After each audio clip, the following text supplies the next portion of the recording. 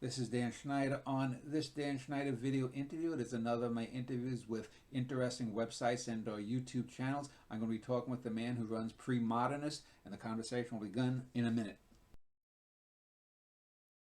Premodernist is a YouTube channel that came online a few years ago. It's run by a fellow who's a historian, an anonymous historian. I'm going to be talking with him about some of his videos, about YouTube and all the hazarai that goes along with that, as well as history in general. So, welcome. If you could give a little background about who you are, especially regarding interests in history and so forth. Let's see. I got a degree in history. Trying to remember my life. I got a degree in history, PhD, and then I taught for a while on the college level. Oh, my specialization was medieval Middle East. And then when I was kind of in charge of doing world history. I was a small campus, so I taught world history stuff and kind of just general different topics, Middle Eastern history, some other topics, Mongol Empire, things like that. And then I started this YouTube channel, and I've just been doing the YouTube thing. You know, I haven't posted very many videos, but yeah, whenever I get a chance to, I put up a video. Yeah, Just different topics. I was commenting just before we started recording how I thought you had more videos than just a couple of dozen that you have up there. I guess it's an average of what, four to about six a year, so every other month on average, a video coming out.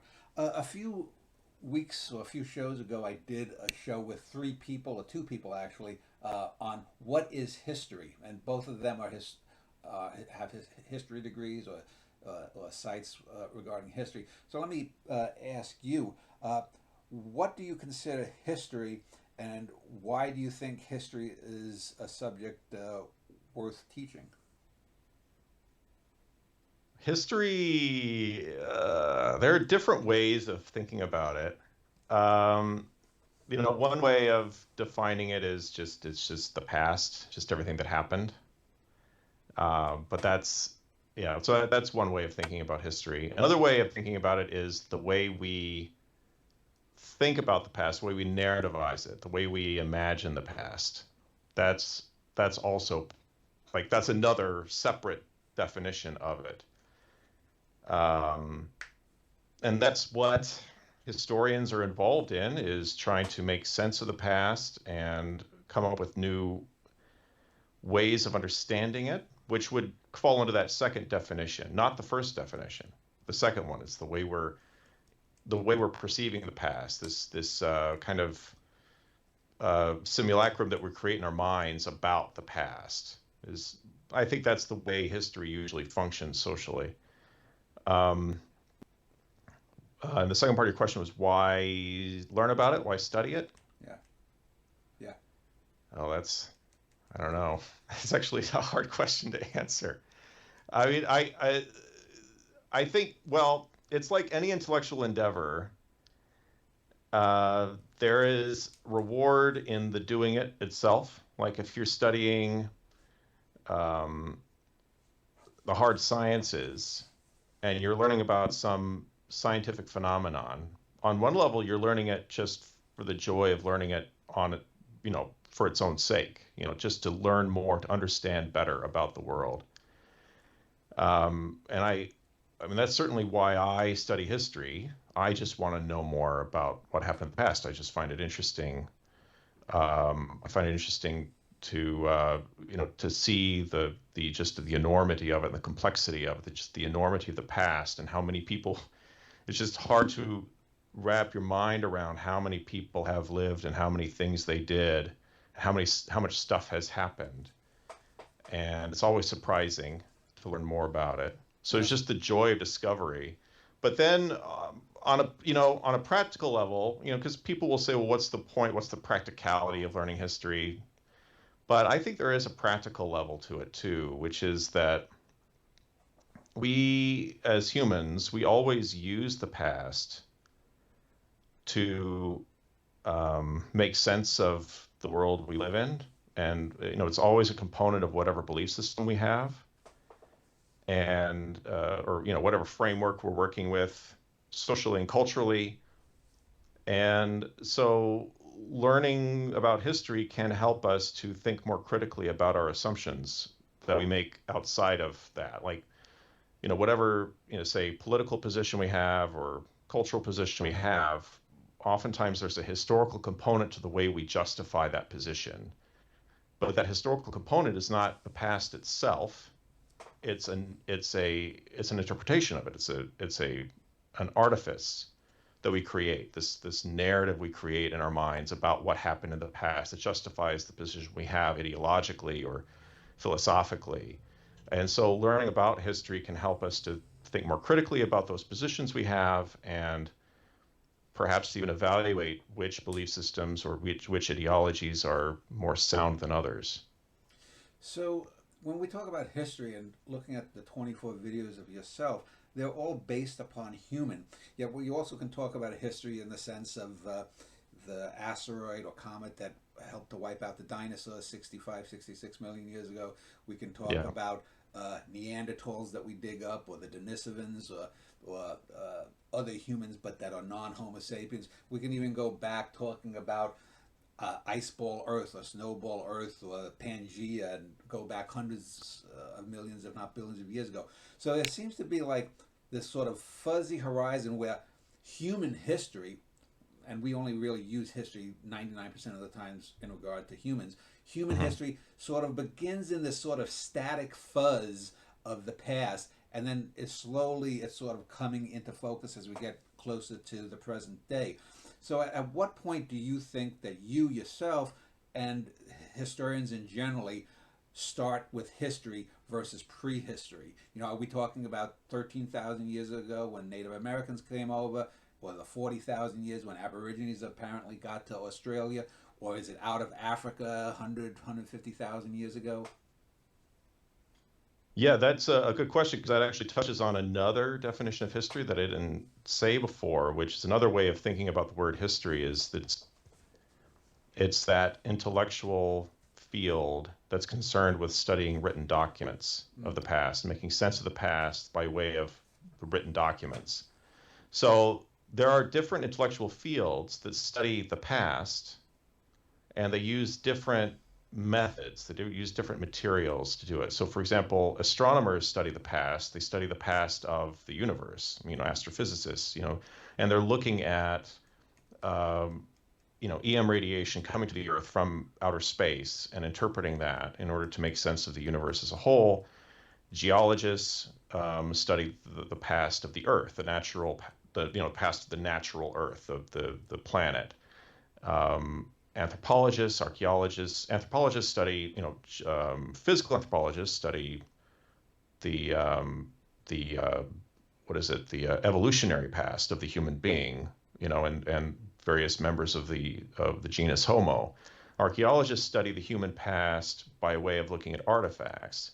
So what separates the historian, history as a field, is that it looks at written documents that people wrote in the past. So to answer your question, it really depends on where you want to start. So you could start with the beginning of writing. Like that would be one way of approaching the beginning of history, would be to look at just, written, cultures that had writing and looking at, so starting with the Sumerians. You could define it as the beginning of the human species, but then you're not just concerned yourself with history and historical documents, but you're also including archaeological data and also the new fields, genetic data and things like that, historical linguistics that inform that, so you can get a bigger picture of it. That's going beyond history per se, history as a field of studying written documents, but it's also looking at the past of human beings. If you wanted to, you could go beyond that. So there's a field of history called world history, which tries to look at history globally. And within that, there's an approach called big history. and I can't remember the author's name, the kind of the main guy who's associated with it. I think his name is Christopher. Um, I mean, I could look it up real quick, but I guess I don't need to. But like, I think the book he wrote was called Big History, Hmm. but he starts at the Big Bang and goes all. I think it was actually started out as a college course he taught, but he starts at the Big Bang and he does all of it, all the way up through the evolution of the solar system and the evolution of human beings, and then Is he written the history fellow up to the that did? present. There's a famous video online from the beginning of time until now, and it's about like a 50-minute long video or something. It's got like 50, 100 million views on YouTube. It's quite Oh, no. is it animated? Yeah, it's animated. Yeah. No, that's somebody else. That was a Okay. musician that did that. Yeah. Okay. So uh, I wanted to ask too. Then, what do you think about uh, what we know historically? I mean, we think about the earliest known structures. We get stuff like the Göbekli Tepe, I think in Mhm. Turkey, those ruins, and then you get this nonsense on like the History Channel or endless AI kind of YouTube channels where you know Yeah. the the pyramids are really 40,000 years old or some nonsense like that because of course non-white, non-technological people couldn't do things apparently. Um, do you think that's just harmless entertainment, or do you think that really botches the field? And the reason I bring this up is just a few days ago, and I'm going to probably end up doing a show on the Patterson Gimlin Bigfoot uh, uh, uh, movie from 50 some years ago, because I've Hmm. been arguing with people that say, well, we blew it up and now we can see, the creature's ass crack and we can see this and that. And I'm like, you cannot blow up an image and gain information. You It's like always that lose NCI information. thing, enhance. Yeah. See Antonioni's film blow up. You can't. Right. You Right. lose. And yet it seems like the same people who believe in the Bigfoots and the Nessies and Jesus is faced in a urinal in Mexico somewhere are the same people who do this faux history channel kind of stuff. Yeah. I think there'll always be people who are attracted to that sort of thing. I don't know. I mean, this is kind of a social science topic, a social psychology topic, and so I don't know. It's outside my field. My own hypothesis, though, uninformed hypothesis, is that some of this is similar to, like, in you read in like the history of religion, there will be these like mystery religions, and they'll get into really esoteric ideas, and like they think they have this secret knowledge other people don't have, Yeah, Gnostic type stuff. yeah. I feel like there's a similar thing going on. I think there's a certain personality type that's attracted to the idea of having this special insight into the world that other people don't have. And so if it wasn't Bigfoot or Atlantis or any of that stuff, it'd be something else. Well, that explains the denominations of all the religions. I mean, how fractured can you get? Even within just the Christian world, there's Catholics and Protestants. There's on the Catholic side, you have a handful of Eastern Orthodox. You have Romans. Then you have 50 or Hmm. 60 denominations of Protestantism. And what are they really arguing over? Whether Jesus wore a mustache when he was crucified or not. I mean, that's human nature. People get different ideas into their heads, and then they want to go off in different directions with it. Um, as far as whether it's harmful that people spread that, I think it probably is, in the sense that there are other people who are not necessarily inclined to believing that way, or they don't have a personality kind of attracted to that way of thinking, that will just be misled. That they'll be misinformed about the past. Um, I don't know. I'm kind of philosophical about it because I feel like that's just humans being humans. Mm-hmm. So I don't think you can ever make it go away without making human nature go away. So, what is your general worldview historically? I mean, people sometimes have this. I guess you'd call it a Spenglerian kind of view of the world, where the world sort of goes in cycles. And Hmm. there's a fellow who sent me an email. I interviewed him some years ago. He predicted Trump's win, and he did so because because he believes in cycles like those Milankovitch cycles, that as the Earth or the solar system bobs up and down in the Milky Way galaxy, this leads to either male testosterone being at a high or low production or whatnot, and so you get all these kinds of odd little things. Do you subscribe to any particular view, or do you look at incidents on a case by case basis? You know. I think history properly done is to treat every event as a unique event. I don't think there are any kind of cycles to history or um, laws of history or any of that. No, Spengler wasn't a historian as far as I know. He certainly wasn't a historian, and if he wasn't. He didn't look at it the way I do, for sure. I mean, I just, yeah, there are people in the past who've tried to create grand narratives and to think they've discovered what they're doing is they're treating history as if it were some kind of science. It's like, well, like Milankovitch cycles, for example. It's like, you see these sorts of cycles and things like that in nature, and you think, well, history must work the same way. But human beings aren't reducible like that. They're too volatile and too, helter-skelter, going in different directions, and too complex, even on an individual level. But then the complexity is multiplied when you have millions of them, billions of them. So it's just, So yeah, it's just chaos. It's just randomness. so you just stated, it sounds like you don't believe history is a science. It really can't be an art.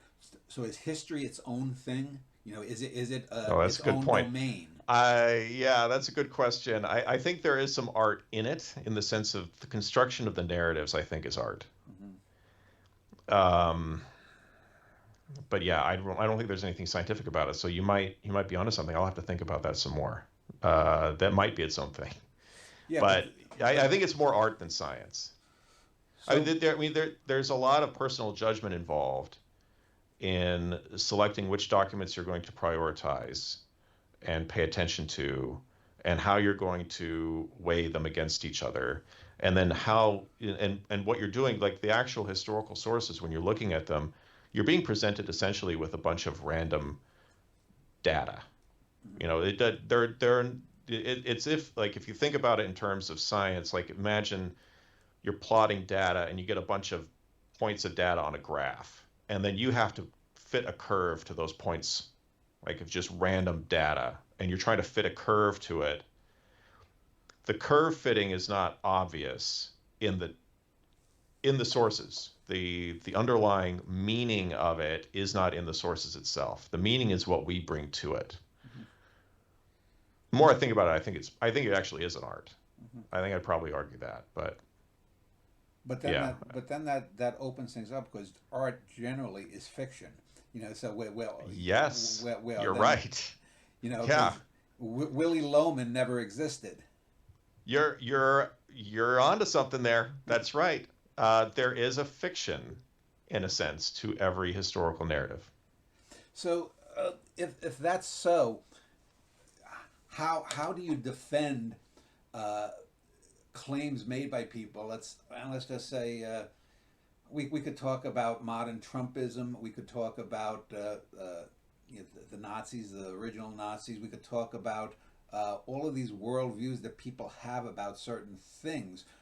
We could talk about the history of medicine, why some people are anti-vax, even though clearly vaccines have saved hundreds of millions, if not a billion or more lives over the last century.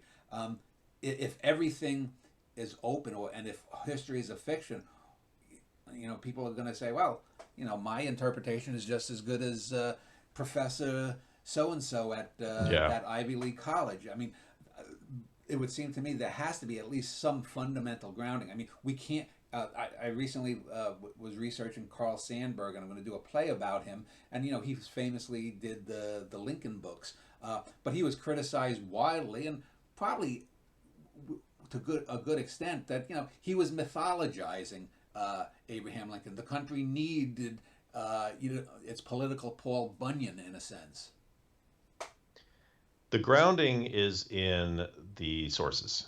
Mm-hmm. So if you are grounding your interpretations in the actual historical data, the actual written documents that come from the past that were produced by the people who lived back then you're on, I mean, you're on steady ground. I won't say firm ground, but you're on steady ground.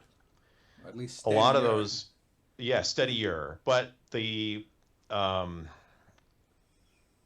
the pseudo historical narratives that exist out there, they don't have that grounding. That's the difference. Mm-hmm. They're not grounded. They're just not grounded on anything. They're pure invention. They are fiction in the kind of popular sense of the word. They are simply made up. Um, the difference with the historian who's grounding into the sources is you've got a basis there of truth underlying it. And it's probably worth differentiating between history as a series of facts, a series of events. It's uncontroversial that Abraham Lincoln existed. There are certain events that happened during his life, during his career. Like, nobody questions that. But then there's another layer to it, which is the meaning. Mm-hmm. So interpretation of Lincoln, or interpretation, for example, of what his role was in the U.S., or even on a kind of more fundamental level, like like examining, say, the Emancipation Proclamation, and what were the factors leading to it, and what were his motivations, or whatever. Like, on that level, you can't get at a firm truth behind that. You're relying on these sources, and you're trying to make the best you can of these sources. But different people coming at the sources, the same sources, with different perspectives, will have different perspectives on the question, and that will lead to different interpretations and narratives. But that's all grounded on the sources. Mm-hmm. So let's say if we were to try to discuss the historicity of three different people, Jesus Christ, Siddhartha Gautama, and Gilgamesh. Now, here in modern America, however, still majority, I guess, Christian nation, most people would be, you can't question the historicity of Jesus Christ. That's ridiculous. We don't care about Buddha, and probably most Americans have never even heard of Gilgamesh or the epic. Mm-hmm. But from what I've read from multiple sources over the years of my living, Gilgamesh probably was a minor king somewhere in the Near East, the Middle East. Siddhartha Gautama probably has a slightly bit more going for him, probably about the same as Jesus in terms of historicity. But you could argue both of them were fictive characters. Same thing with Homer. But where do we? I mean, we can have all the sources we want, but there also has to be, on the other end, a receptivity of the people that are getting this information. Because, let's say if we were Zoroastrian, maybe we would believe a bit more in, or Zoroastrian nation, a bit more in Gilgamesh or some other minor figures that are totally unknown by most Westerners, wouldn't Mm-hmm. you say? Yeah, so like how we choose, like how trusting we are of traditional narratives, is that what we're referring to? Yeah, and not only that, the narratives, but the receivers. Again, no one in Indochina is probably going to really care that much about Simon Bolivar. Right. No, I mean that, different people in different cultures have different narratives of, different perceptions, different conceptions of the past, and with different furniture in it, with different, like, main characters and major events. And someone from Vietnam telling a history of the world will have different things will happen in their telling, and different characters, different figures will figure more prominently than someone from here. Yeah, that gets at ultimately the subjectivity of history as a thing that we perceive, as a thing that we do as humans. So, in this section, let me just end this segment by asking about uh, is provincialism of one form or another a bad thing in history, or does it help, say, focus history within the province, so to speak? I think all scales of history are interesting and worth doing.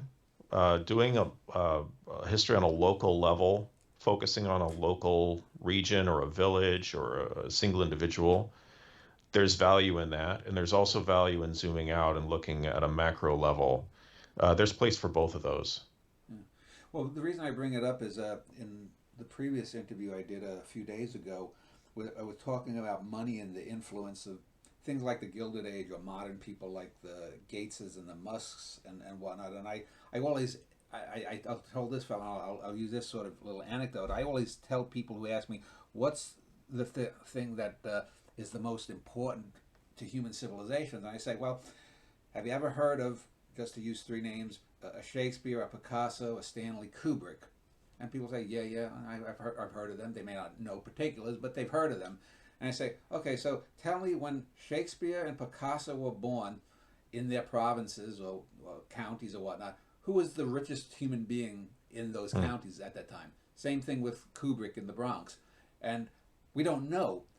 Now, we look at the celebrity fandom that the Gateses and the Warren Buffetts and we know the names, the Musks and the Bezoses get, but history tends to show us, and maybe I'm wrong, you can point that out, that it's the science, it's the arts that last and that define the civilizations in the long run historically, whereas these minor celebrities in entertainment or these billionaire CEO types, they're not going to be remembered. So that seems to me to be a sort of very cogent or prescient right in front of us, showing of what we value and don't value, and yet human beings seemingly always go for the short term or we want to be just like Andrew Carnegie 150 years ago. What is your take on that? How these things shift over time and what we really tend to value historically? Yeah, our values shape who we care about in the past and who we hold up as being important. Whether someone was important historically depends on, like, we decide based on what we think is interesting and important. So if we're living in a society where science is at the forefront, then scientists will be emphasized as being important, and the science endeavor will be stressed as historically as important. If we live in a culture that emphasizes business, then economics and business will be emphasized. And if you look at the way history was written, history writing as it existed in past cultures, in the ancient world, in the Middle Ages, they tend to focus on political figures and dynastic politics, because the people who were consuming those accounts, the people for whom those accounts were written, were the people who were engaged in those politics, and so it was important and interesting to them. It reflected their view of the world and what they thought was important and interesting, and so that's what's reflected there. And of course, we don't share those interests, and so therefore it can be hard for most people today to get into those sources and read them just raw, just to read a medieval source, a medieval account that's talking about all these medieval people they've never heard of and talking about marriages and wars and politics. And it doesn't seem relevant to us because our values and our interests are different than theirs. And undoubtedly, that'll be the same in the future. People in the future will have different values, different interests, different concerns, and they'll look at the texts that we generate, and it will often be hard for them to care, to relate to what we're saying or what we're doing. What is the texts we're creating that reflect what we value and what we find interesting. Yeah. And historical fortunes are just like the stock market, rise and fall. I mean, no one knew of Hmm. Kafka or Van Gogh when they died. Johann Sebastian Bach was famous in his lifetime, forgotten for 150 years, and then when I think it was Beethoven or his generation resurrected Bach, and he became Bach, you know, because of that. So I mean, it, you know, uh, I mean, that's a it, good point because Bach himself didn't change. yeah, His music didn't become less good and then more good. yeah. It was the people themselves, the receivers, had their own interests and their own tastes, and that affected how they related to him and his work. Let us turn away for a bit from history itself and talk about you too, because I would not have known of you without having had some of your videos pop up in my YouTube feeds, but it keeps me relatively engaged in the world beyond myself. Um, so I know you have mentioned a few times in some of your videos fears of being demonetized for this, that, or the other thing. Um, I'm assuming that's, if you were doing a history of the Middle Passage, you couldn't use the N word. If Right. you were doing a history of homosexuality, you couldn't use the secondary F word. Uh, Right. and maybe I don't even know. Can you even use the F word? Just plain. I don't know. But uh, have you had any videos taken down or demonetized, or and do you is this your main source of income? Are you retired, or is this just fun money, if you want to call it that? It's supplemental money. Uh-huh. Um, it's a part-time, I guess it's a kind of a part-time income. Uh-huh. Um, I have not had anything demonetized because I'm careful about what I cover. I don't touch World War II. I mean, there are a lot of aspects of World War II that would not get demonetized, but there are certain topics that YouTube is skittish about. Too much, depictions of gore, for Uh-huh. example. Too much guns. Guns you have to be really careful with. As in Um, talking about gun control or guns related to World War II. well, I'm not sure. There's a whole genre of YouTube called, where guns. They talk about guns, the Uh-huh. gun aficionados, Second Amendment type guys. As far as I know, all those channels all across the board are demonetized. None of their Huh. content is because depictions of firearms is restricted. And I don't know exactly what the parameters are Is this a within, fear like. of causing a another Yeah, Columbine kind of I thing? think that's the logic of it. Is you Uh-huh. don't want to give instruction or whatever to potential shooters. I don't know what it is. But yeah, so there's that. There, anything to do with the Holocaust. That's tricky. Anything that touches on conspiracy theories can be tricky. I Well, remember back. there was a ton of JFK assassination videos. I mean, there's probably literally a million of them. Yeah, I don't know. Yeah, see, the thing is, I mean, YouTube doesn't say exactly what does and does not get demonetized and for what reason, Mm. which makes sense. They don't want to tell everybody because then everybody will just figure out the workarounds if they want to put up actual questionable content. And yet But they don't seem to have a problem with animal violence. For example, if they'll show a frog versus a scorpion, and the frog tries to eat the scorpion that stings the frog. They both end up dead. And I thought animal abuse was not supposed to be shown on the channel, but apparently some things that are I know, offensive are not really offensive. you know. yeah, it can be hard to tell when something's going to be okay and when it isn't. Yeah. And so I take the approach of I'm just going to have a big fence around it. I'm going to have a buffer zone between what I cover and what is potentially problematic from YouTube's perspective. So Yeah. I just don't touch that stuff.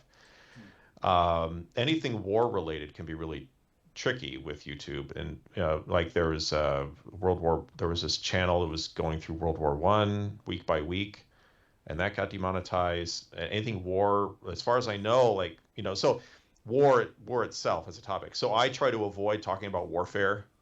I don't talk about military history or any of that, which is, actually not that hard. I think some people think if you're not doing military history, then what can you possibly talk about historically? But there's actually a ton of history that's not military related, so it's fine. But yeah, I just try to be careful not to touch topics.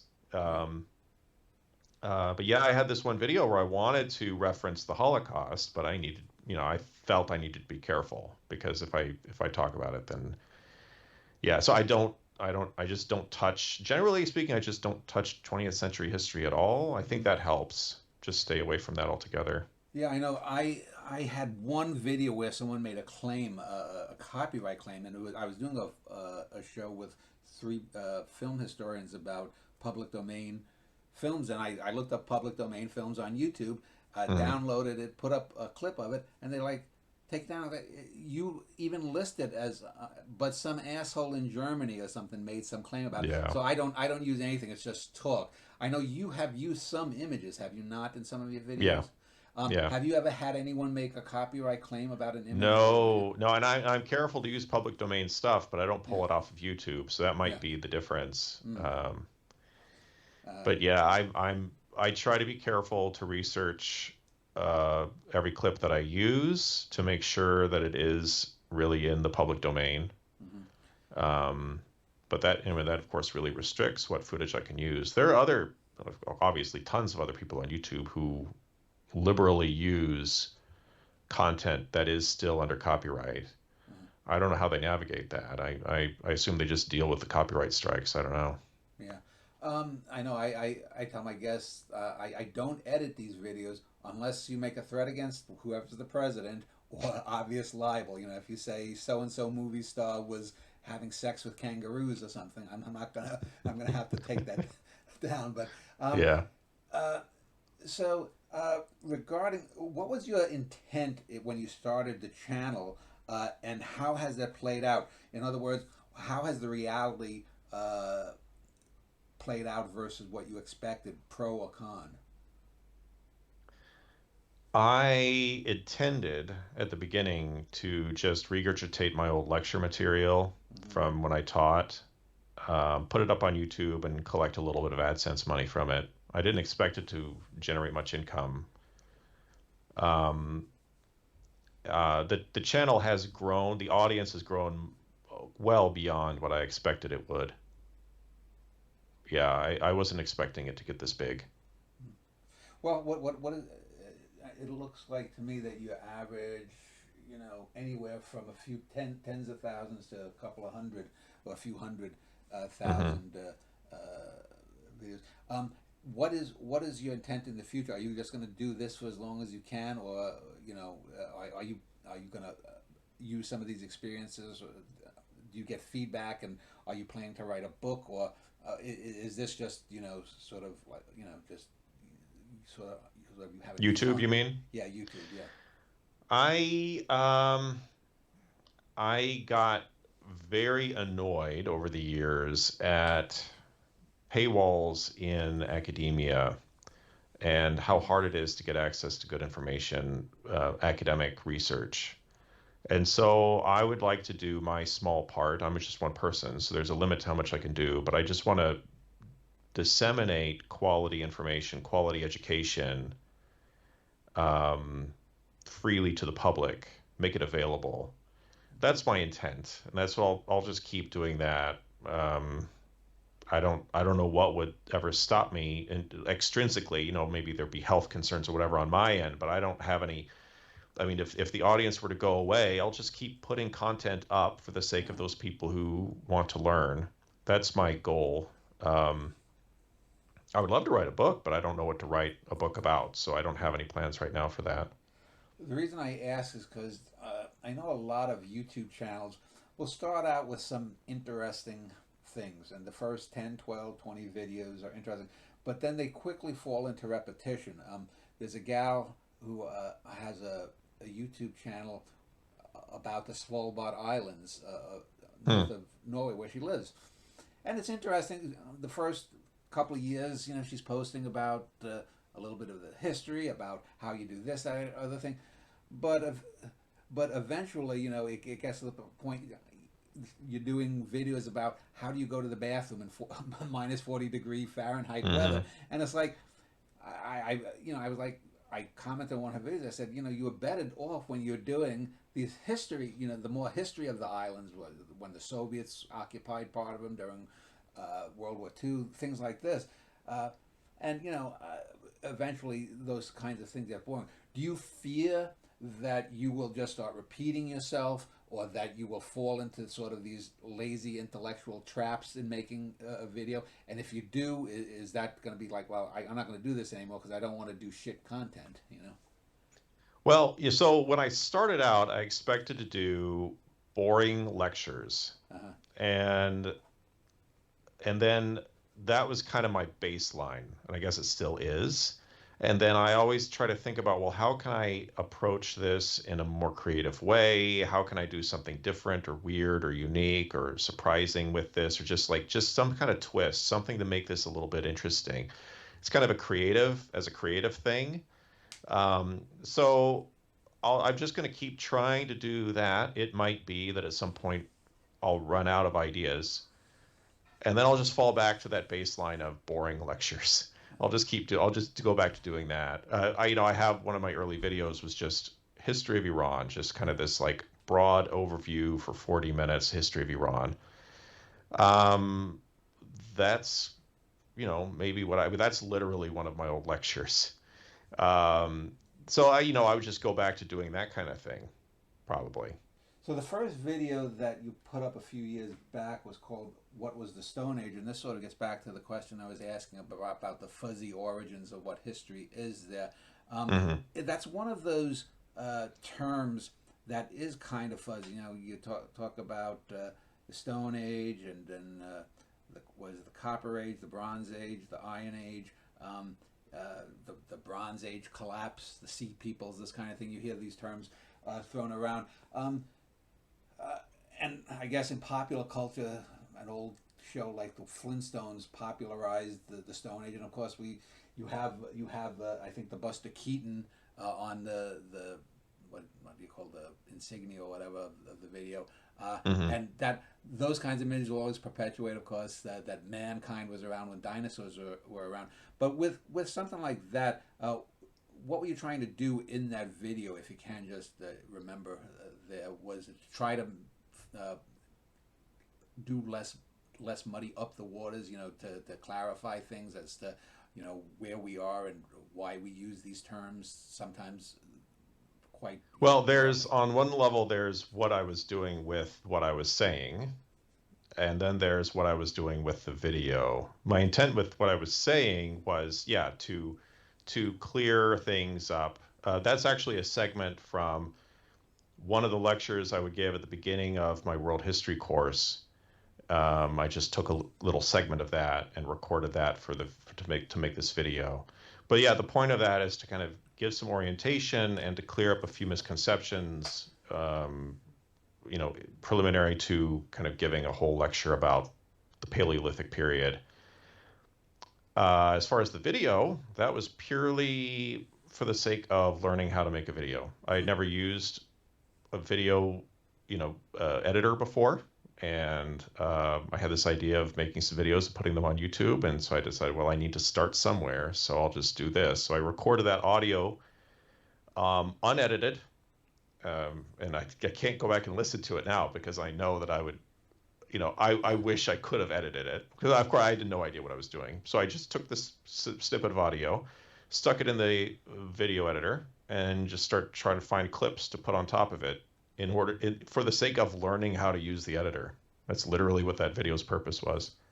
And do you use the same editor? Because I after the thing with the copyright claim against me for using supposedly public domain material, I was like, well, I'm not going to buy something and get some $200 video thing when I can use just a regular movie maker, discuss something like this, put side by side, and talk Hmm. about it. What programs did you use, and did you move up? Did you upgrade at any point? Well, back then I used Kdenlive because I was a Linux user, and Kdenlive runs on Linux natively, and it was free. I used that for a while, and then I did upgrade. Uh, about a year and a half or so ago, I built a new computer and put Windows on it, and I do Adobe. I use the Adobe suite now. Mm. It's got some tools that are it makes it a little bit easier to do stuff that's than using the Linux tools, making the audio sound better and stuff like that. So one of the videos that I remember, and you know, a few months ago when I contacted you, that had stuck in my mind, that came up a second time, and was the video you did, "When Did Rome Fall?" And this gets to one of my personal peeves. I hate the term the Byzantine Empire. Um, to me, just as America moved west, the boundaries of what was Rome and Rome, the people in the quote unquote Byzantine Empire called themselves Romans. And you even have a later video about whether the Ottomans were really a Roman Hmm. dynasty. And I think some really good plausible case can be made that at least until the end of the so-called Byzantines, that was Rome. I don't see, just because it was what, 800 miles between Constantinople and Rome or whatever it is. These were legacy wise, lineally, uh, the descendants of Rome, I think.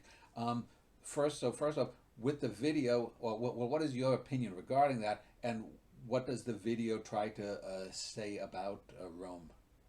I don't really have an opinion about it. I'm not too worried about it. I mean, I do think of them as Roman, but I don't feel strongly about it. And Well, you did two because videos, so you had to have some yeah, and in both say. videos I said it doesn't matter and it's whatever you think it is. I guess I feel strongly about that, but I Uh-huh. had to make two videos to make that point because a lot of people have really strong opinions about, oh, Rome definitely ended in 476 for sure. No way it lasted, like that kind of thing. And it really comes down to definitions, like how you define Rome.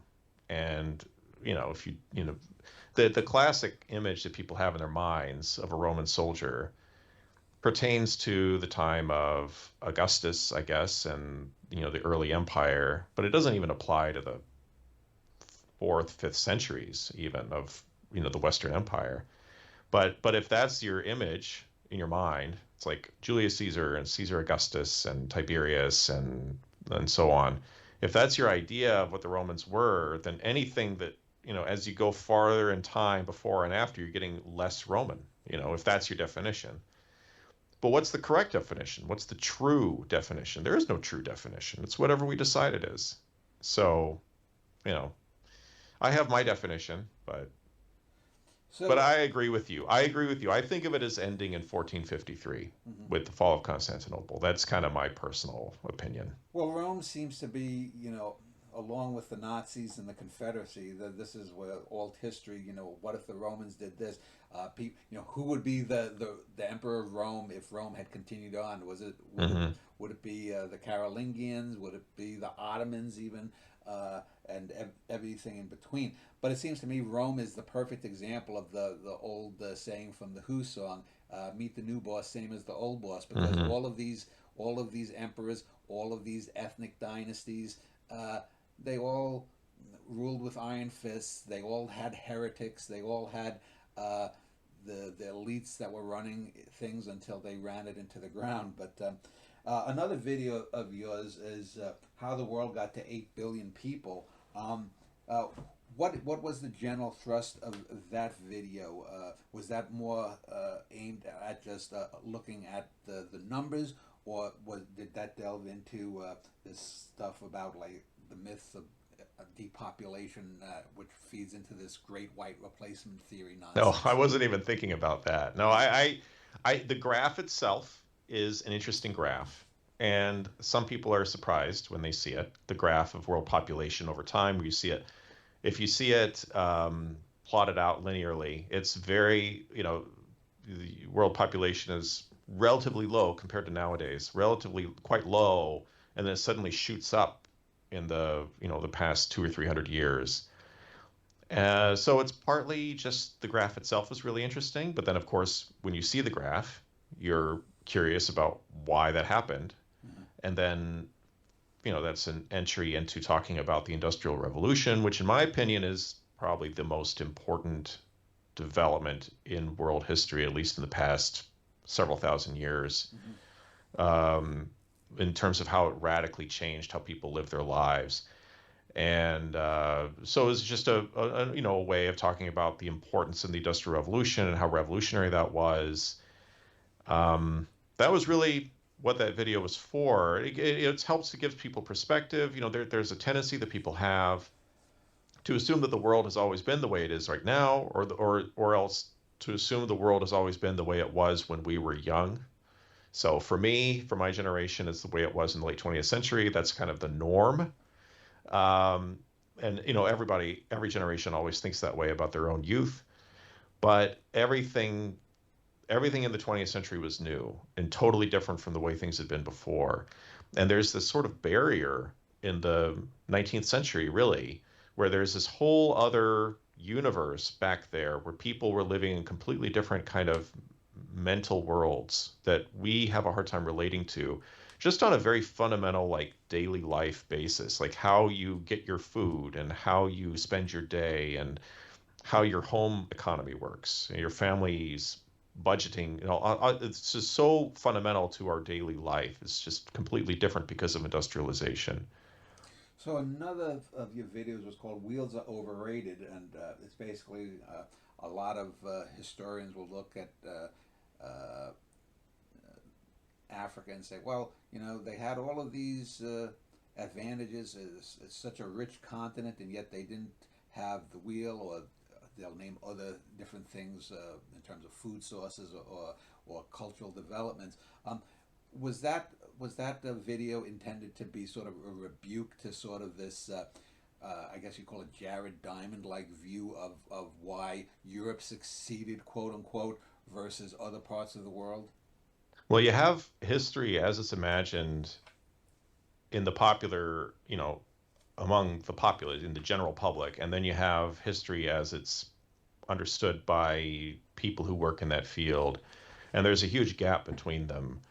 I was addressing the popular imagination. People popularly think of African history, in multiple ways. There are different, of course, schools of thought and perspectives on African history in the general public. But one of them is to say, what was wrong with them? Why couldn't they do basic things like create wheels and have wheeled vehicles? So I was addressing that idea of really the core of that video is to talk about our cultural assumptions. Technological development can happen in one way in one place and another way in another place, and it doesn't necessarily, there's not a single linear progression that every culture goes through. Historians understand that. Yeah. Historians who work on world history or work on areas of history that pertain to this, history of science, for example, history of technology, they understand that, but it's not necessarily understood among everyone in the general public.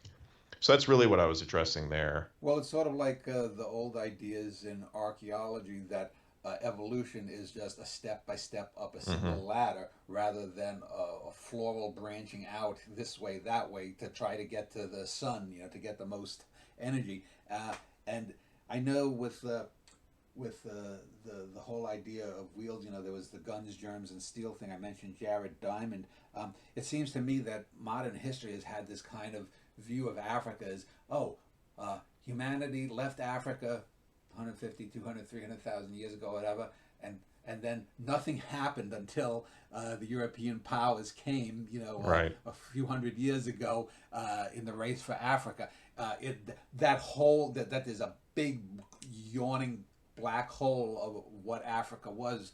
And I should say specifically sub-Saharan Africa, because of course we had the Mediterranean coast where history did happen.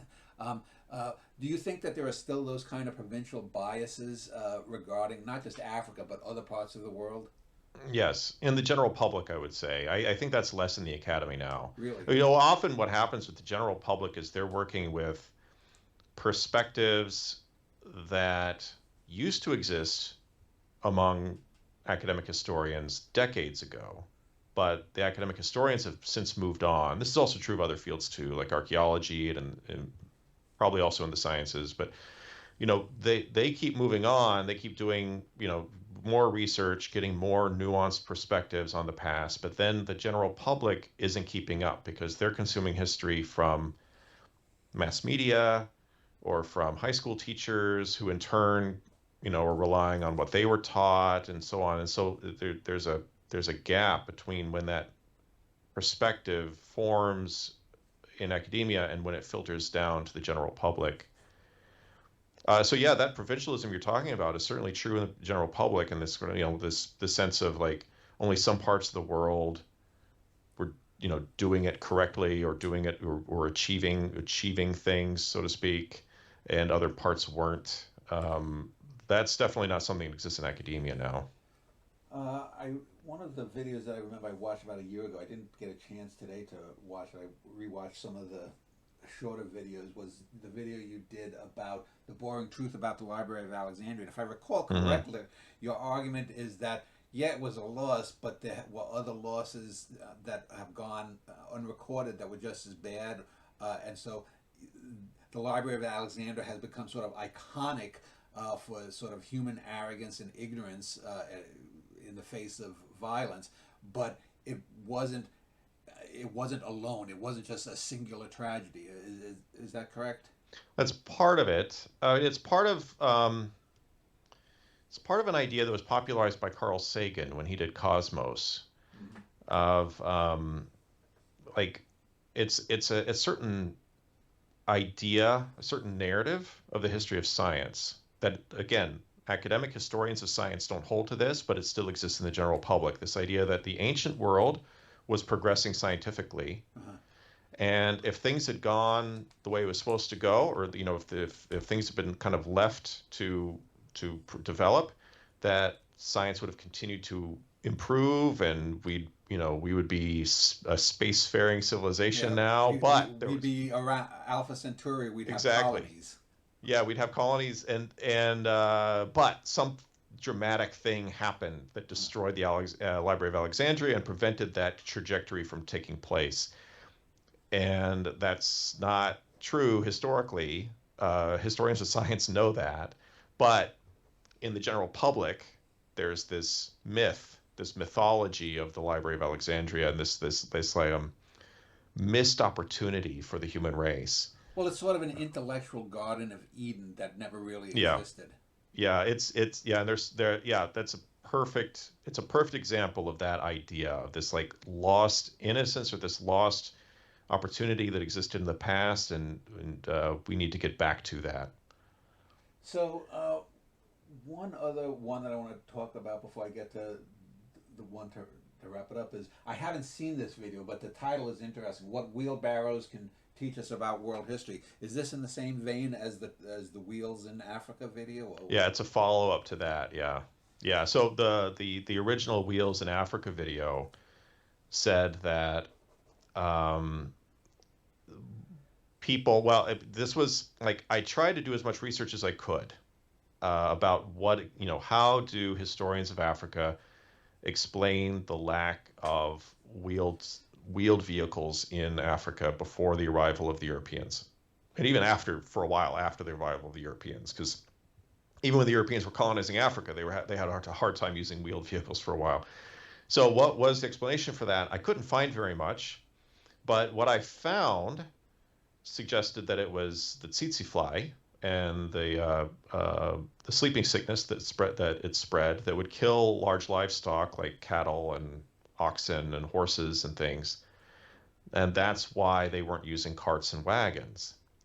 So I say that in the original Wheels vehicle or Wheels video, and then a bunch of people in the comments were saying, "Oh yeah, but why weren't they using hand carts? Why weren't they using wheelbarrows? They could have done that, And so that's the follow-up video where I say, well, okay, you're making a big deal about these wheelbarrows, and it's not called for.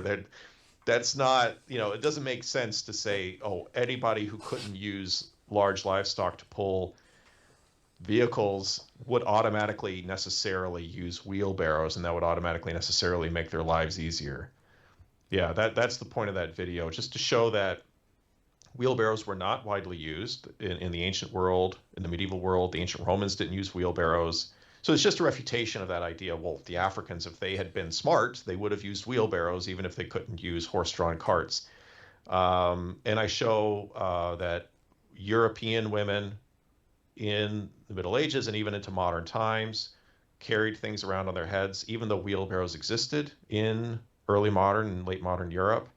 The women weren't using the wheelbarrow. So obviously there's more to it than just having the wheelbarrow available. Just because you have wheelbarrows around doesn't mean it's automatically a better thing.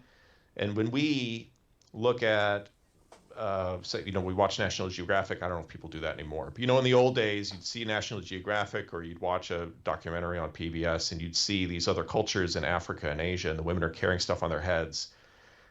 And, we in the West, we think of that as this exotic thing that they do. Yeah. So I made a point in that video to show lots of images of women in Europe in the 19th century and 20th century carrying large loads on their heads. Yeah. It's not just something that women in Africa and Asia were doing. It's something women in Europe were doing too.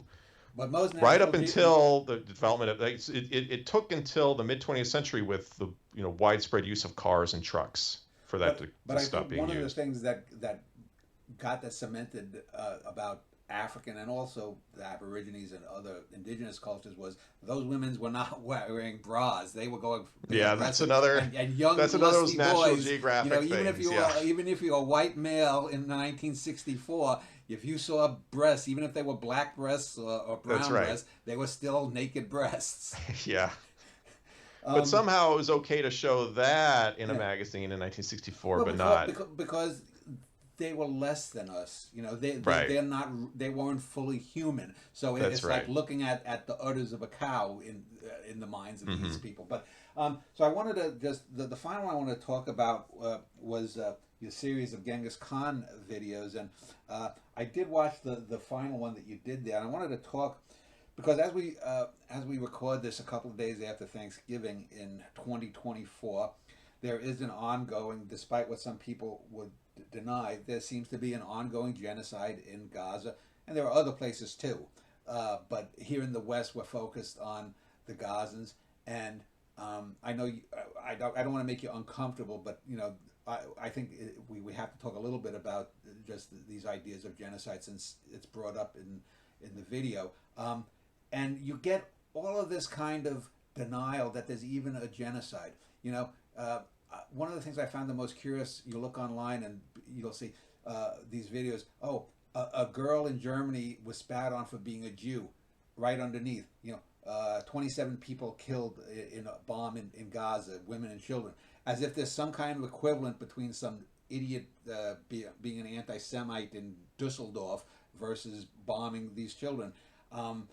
I don't want to go just totally off on that, but what I found interesting in the reference to Genghis Khan, you were trying to compare Hitler and the Nazis versus the Mongol Empire and why Hitler was worse, and I can understand where you're coming from to one degree, but it seems to me it's sort of like this who is a worse serial killer. The son of Sam or some mafia hitman, people throw around these numbers, and these numbers are always fungible. They're always going up and down. Was it 4 million people who died in the Middle Passage, or 20 million? The people who argue for the higher figure will say, well, the captains had 2 logs. They had the log that if 37 slaves died on the way and you only captured 75, you lost half of your thing. They're not going to send you to get slaves anymore. You're going to use money. So if you say there were only 60 slaves that you had and you lost 23, it's a little bit better. So you have that thing. You have things like the Black Book of Communism, where you get people debunking, saying, well, Stalin didn't kill 20 million. He only killed 8.7 million people. And I know when I was a kid growing up in the early 70s taking history, the Holocaust wasn't even called the Holocaust. It was what happened to the Jews, the genocide. I don't even know if the word genocide had made it into the books back then, but it was about 3.5 million, and supposedly 6 or 7 million overall they killed. Then 6 million became this sort of iconic figure after, as far as I know, the miniseries The Holocaust was broadcast in the late 70s as sort of the Jewish version of Roots. And so I guess my question is, how you talk about how we can't prove whether Genghis Khan killed 4 million or 40 million. I've heard people say that Tamerlane killed 15 to 17 million people. Again, the Middle Passage. At some point, was Stalin right in the sense that the numbers themselves don't matter? These are massive acts of evil, one way or the other. Whether you're killing someone because they're a Jew, whether you're bombing a child because it's a Gazan, whether you're Genghis Khan deciding to get vengeance on the Tangut people and wiping out several cities. So how do you make those kind of ethical, if you want to call them ethical, I don't know if those are sort of those rationalizations as to, well, this genocide is worse than that genocide, and when people deny the Holocaust, it's something different than if, say, Noam Chomsky denies mass murder in Indochina or something. Well, I mean, it gets back to what we were saying before about the subjectivity of history and how history, the narrative of history, is constructed by us based on our values. So ultimately, it comes down to, I think what we need to do is think about why do people feel strongly about whether something is labeled a genocide or not? Why do people feel a necessity to argue over the numbers of things like the Middle Passage and insist the number must have been this or must have been that? What's underlying that, I think, is an interesting question, sociologically, culturally. I don't know if you can arrive at an objective answer to the question, because ultimately something like genocide, it's sort of in the eye of the beholder. It really depends. It depends on how you define it. If you define it in a very particular way, then you can start sorting what is and is not. Yeah. But different people will have different ways of defining it, and they'll often have they'll be motivated to define it a certain way to exonerate some side that they want to exonerate, or vilify a side they want to vilify. So that ultimately, I would say that's not a historical question. That's a question of ethics and a question of like our shared values as a society. No, it's a historical question if talking about numbers, talking about numbers, like figuring out how many, what were the numbers of people who were killed in a certain conflict or who died in a certain process or whatever. Like that is something that's within the realm of history as an intellectual exercise, because you're going to look at the documents, you're going to try to make sense of them and put it together. But is it really just numbers? Because if you look at, let me just give you 3 slogans or ideologies: Zionism, Lebensraum, Manifest Destiny. They all seem to say, we deserve that land, get rid of the Aborigines, and we have a right to it, usually by some kind of divine right. And it seems to me those are the motivations behind at least some of the genocides. Yes, it might not have been the motivation for Genghis Khan. Someone like Attila the Hun, I've read people say he was more like a medieval gangster, a feudal gangster, rather than someone in the Khan mold. But you can argue those things. But it seems to me a lot of these things are motivated by the Lebensraums, the Manifest Destinies, Zionism. They are the things that propel these numbers into our consciousness, because people act upon these belief systems. If we didn't believe that blacks were inferior, Thomas Jefferson and all the founding fathers wouldn't have owned slaves. Maybe, I think one didn't. Was it John Adams? Maybe, I don't recall. But yeah, he didn't own slaves. Yeah, but obviously they're motivated by some kind of ideology, and if I grew up as a rich landowning white man 250 years ago, and my grandfather had left me a parcel of land with 3 slaves, would I have been enlightened enough to have let them go? I'd like to think so.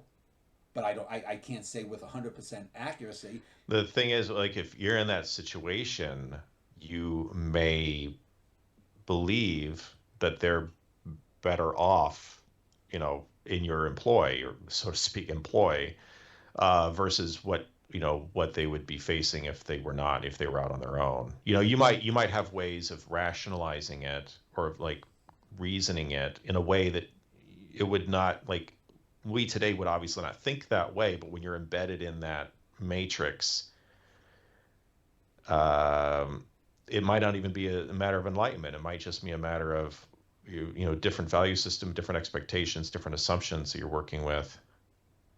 Yeah, so let me just, the final point regarding that video, and then we'll wrap up.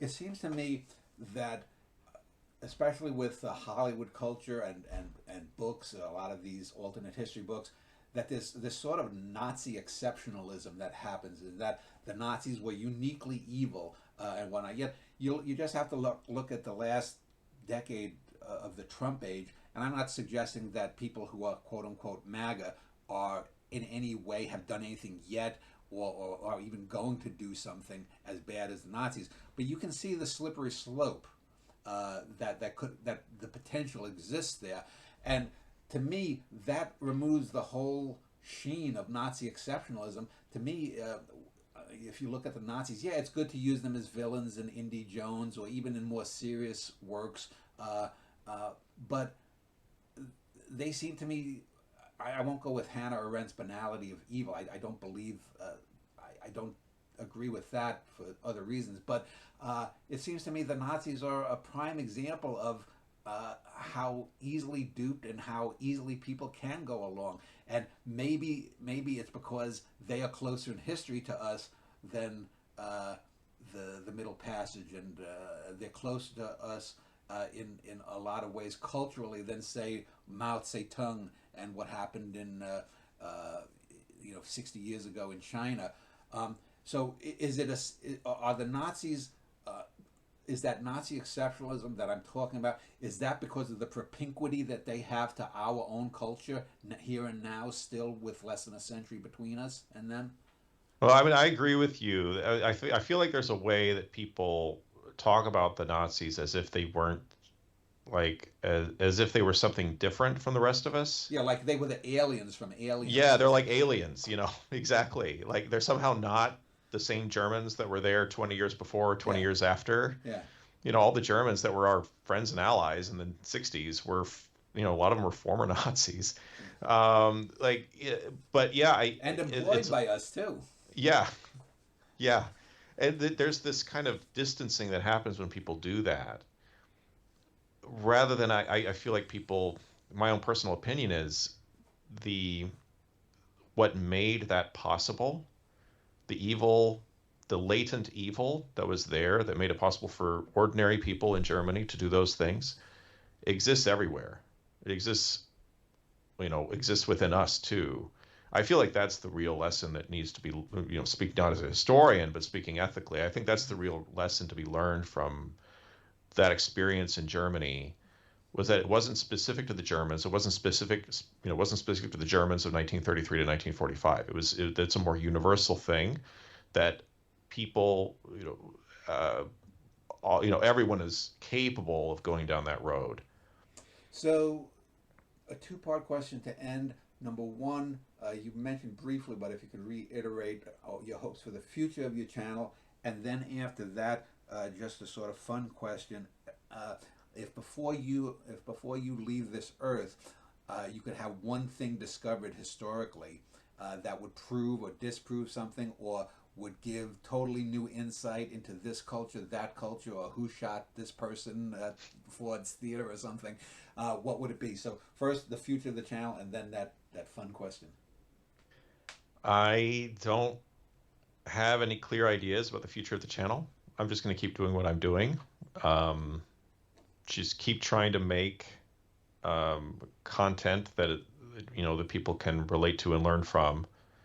I basically see myself as a history educator in the same sense that there are math and science educators in that space. I kind of see myself in that mold, just trying to, like, reach across the gap from what's going on in academia to the general public. I just want to keep doing that. I don't know what the channel's going to do. I don't have control over that. Um, one historical discovery. I don't know. That's tough. Our knowledge of the past is built up cumulatively, looking at lots of different documents. Um, So I don't know what one document. I mean, there are like little documents here and there that would be fun to have access to, but in the end of the day, they're just singular sources. Mhm. Um, and the firmness of our knowledge of the past comes from having lots of sources that corroborate each other and shed light on each other. So I don't know. I don't know how I would answer that question, unfortunately. Well, thanks for spending over an hour speaking with you. I'll link to the Premodernist channel below this video, so anyone wanting to find out more can click there and contact you if they want to contact you about any question or anything. So thank you again. Thanks. Thanks for having me.